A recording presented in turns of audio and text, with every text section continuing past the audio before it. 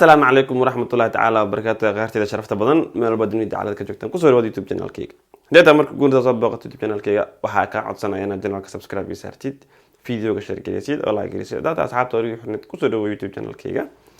فيديو كشركة أو لايك را برنامج كيان قلتها وقلايا قلبت سيد البود أوكي هاي دجاها نتاجيه أمد الصومالية وحد عيسى عيار إن لقى نية جبي الله أعلم لكن عيار قلبت جرتا oo dhacaysa oo ay dheelayaan xulalka kala ah Iswatini iyo Soomaaliya. Okay, kulanka hore iyo falanqeyntiisa iyo in xulka qaranka Soomaaliya loo soo dhiibay 3-0 ayagoo ku dheelaya ama matalaya homekooda 3-0 loogu soo badiyay. Galabta oo ay ka dhacaysa ciyaarta dhankaas South Africa oo ay Iswatini homekeedana ku dheelayso waxa natiijada ciyaarta ay u badan tahay hadeertaan oo ay leedahay hoggaankeeda xulka qaranka Iswatini oo 3-0 ku hogaaminayaan. Okay, adigaaga ay daawanaya asxaabteeda kamid ah yeesa kula tahay in natiijada hoggaanka ciyaarta ay qaadan doonto gabagabada ciyaarta.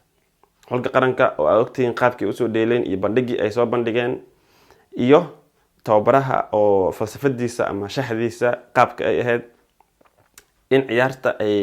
qadka dhaxaha ay gaari weysay weerar inta iska dhaaftid oo lagu celcelinayay goolhayaha iyo difaaca dhexdiisa sababtuna ay sababta markii ugu dambeysay in qaladaad ay sameeyaan goolhayaha iyo difaacyada. Okay, ciyaarta galabta waxay ka dhacaysaa dhanka South Africa. Maxay kula tahay adigaaga ay daawanaya igu reeb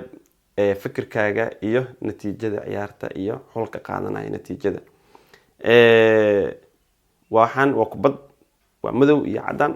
adinka oo ka tusaale qaadanaya ciyaaro badan oo natiijadooda ay lahaayeen xulal badan ama naadiye badan markii lugta labaad la soo gaaray ciyaarta dhinaca kale ay u dhacday.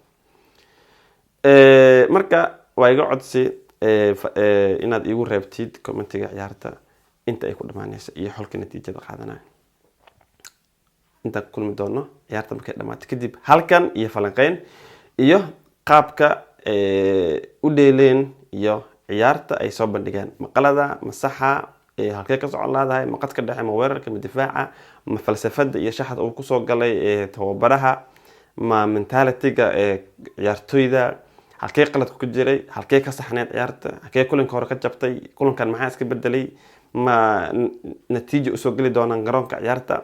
xulka qaranka Soomaaliya ma barre iska soo gali doonaan ma inay 3 gool keenaan u soo gali doonaan waxaas dhan waa fikirkaaga xor ayaa u tahay igu reeb dhankaas iyo commentiga ciyaarta kadibna waan isku soo laaban doonaa insha Allah hadduu Ilaahay nafta ii daayo. Assalaamu calaykum waraxmatullaahi wabarakaatuh.